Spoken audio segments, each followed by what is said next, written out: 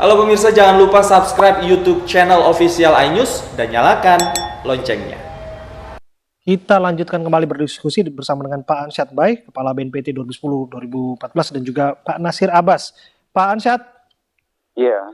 Pak, tadi saya bertanya sebelum jeda kepada Anda mengenai pertanyaan publik yang sederhana sebetulnya. Di mana fungsi aparat intelijen ketika ini semua terjadi, antisipasi dan penangkalan yang seharusnya bisa dilakukan?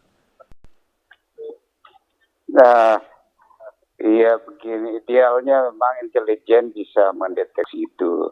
Tapi ya perlu kita ketahui bersama, bahwa di dunia ini tidak ada intelijen yang tidak kebobolan. Yang namanya terorisme itu ya memang mencari peluang untuk itu. Dan tidak ada negara yang bisa menutup peluang itu 100%. Nah, istilahnya ya pemerintah, negara perlu sepanjang tahun tidak kebobolan, tapi mereka mendapat peluang satu kali saja setahun mereka sudah menang. Ya, kalau kita dengarkan versi dari Pak Boy Raffi Amar, Kepala BNPT saat ini juga menyatakan bahwa pola serangannya dan ideologinya tidak jauh berbeda dengan apa yang terjadi di Surabaya beberapa waktu yang lalu. Serangan di gereja juga begitu. Apakah Anda melihat setiap serangan yang terjadi seperti ini adalah kebobolan dari pihak intelijen? Ya, secara teori benar, tetapi kenyataannya sekali lagi saya katakan, tidak ada satupun negara di dunia ini yang tidak kebobolan dengan terorisme. Karena terorisme mencari peluang untuk menyerang. Dan tidak mungkin ada satu negara yang bisa menutup peluang bagi terorisme untuk menyerang. Baik, Pak Ansyad, ini sebelum peristiwa di Gereja Katedral Makassar, polisi dan juga tim Densus 88 menangkap sejumlah terduga teroris di berbagai daerah dan juga bahkan kemarin sempat menangkap atau menyita 500 kotak amal di Sumatera Utara. Apakah ini ada keterkaitannya dan petugas sudah mendeteksi akan adanya aksi teror bom seperti siang tadi, Pak? Iya, banyak sekali kelompok-kelompok teroris ya kelihatannya dengan berbagai nama, tetapi pada dasarnya itu mainstreamnya itu satu semua, dan mereka punya motif dan tujuan yang sama. Jadi tidak ada beda, hanya tempatnya aja berbeda dengan nama yang berbeda-beda, tapi motifnya, tujuannya itu sama semua. Motifnya apa? Motifnya tujuannya politik. Politik apa? Kita sudah kenal pengalaman dari sudah 20 tahun ini. Ya tujuannya adalah ingin mendirikan satu negara yang mereka sebut khilafah berdasarkan syariat Islam versi mereka. Ya tidak lain dari itu. Oke. Sebelum kami akan melanjutkan berbincang, saya akan nanti ke Pak Nasir Abbas. Kita akan lanjutkan kembali dialog sore ini dan saya akan bertanya kepada Pak Nasir Abbas, mantan Komandan Jemaah Islamiyah. Pak Nasir, salah satu terduga pelaku ini berjenis kelamin perempuan, sama seperti aksi-aksi teror sebelumnya, juga ada pelaku yang berjenis kelamin perempuan, bahkan satu keluarga. Pengamatan Anda, Pak Nasir, seperti apa? Sudah jelas. Ini sudah jelas kelompok jadi. Modus operandi mereka begitu. Ya, bersama suami istri, bersama keluarga. Kelompok yang lain belum pernah dia lakukan gitu. JI juga belum pernah. Ya, begitu juga yang terjadi di bom gereja Filipina Holo. Ya, itu juga suami istri, ya. Jadi menurut saya inilah dia trendy baru bagi kelompok Jamaah Ansarud Daulah, ya, atau JAD atau kelompok yang berafiliasi kepada ISIS dalam melakukan operasi mereka. Oke. Kira-kira mengapa bisa dikatakan masih dalam proses upaya pendalaman segala informasi, saat ini otoritas yang berwenang belum mengumumkan dan memastikan bahwa ini kelompok mana begitu? Apa yang data-data yang sangat dibutuhkan untuk memastikan itu, Pak?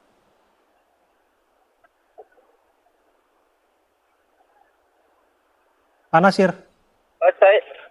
Karena sedang hujan, jadi saya tidak begitu jelas kedengarannya. Ya, apa yang masih ditunggu oleh pihak kepolisian? Apa yang masih didalami oleh pihak kepolisian untuk memastikan ini kelompok mana dan identitas pelaku dan jaringan mana begitu, Pak? Oh, sudah jelas. Pihak kepolisian kan tidak seperti saya soal pengamat begitu kan. Kalau polisi itu mereka harus menentukan si pelaku ini siapa namanya. Kalau sudah tahu dapat identitas dari pelaku ini, barulah polisi akan mengungkap ini jaringan mana. JAD itu kan punya banyak jaringannya juga, begitulah. Nah, disitulah kemudian saya lihat pihak kepolisian lebih hati-hati dibanding para pengamat ini yang mudah menduga-duga. Ya walaupun kadang benar gitu. Ya, artinya masih banyak data yang diolah termasuk identitas para pelaku, begitu ya? Pak Ya Nasir, benar, ya betul. Ya. Ya, kembali ke Pak Ansyad. Pak Ansyad, untuk memetakan kembali sel-sel aktif terorisme, apa upaya koordinatif yang harus dilakukan oleh instansi yang berwenang? Ya, saya kira pemerintah sudah mengeluarkan Perpres itu ya, Perpres penanganan ekstremisme atau radikalisme. Jadi menangani terorisme ini kita tidak bisa hanya fokus kepada para pelaku di lapangan, tetapi apa penyebabnya? Apa penyebabnya sebenarnya terorisme? Yang banyak sekali teori tentang sebab ini, tapi yang paling utama di situ adalah paham radikalisme atau kalau di Arab disebut ekstremisme. Apa ini paham ekstremisme, radikalisme ini? Paham ekstremisme singkatnya adalah orang atau kelompok yang suka membawa-bawa nama Tuhan untuk menghalalkan aksi kekerasan, terorisme, pembunuhan dan sebagainya. Dan juga adalah orang yang menggunakan agama sebagai alat untuk kepentingan politik mereka. Itu singkatnya. Jadi sebetulnya, pemerintah, semua instansi perlu fokus menangani masalah paham radikalisme ini. Paham radikalisme ini apa saja? Memang rencana aksi